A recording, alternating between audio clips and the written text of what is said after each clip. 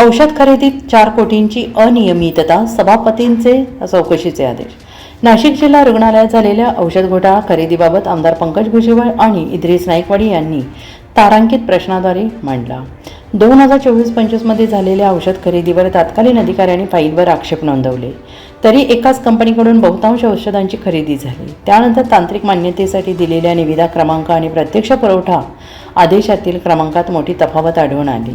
तसेच निविदेला अधिकृत प्रशासकीय मान्यता मिळण्यापूर्वीच घाईघाईने खरेदी प्रक्रिया राबवण्यात आल्याचा आरोप झाला. यावेळी आरोग्य विभागाकडून समाधानकारक उत्तर देण्यात आले नाही. त्यामुळे या प्रकरणाची चौकशी करून सभागृहात अहवाल सादर करावा असे निर्देश सभापतींनी दिले आहेत.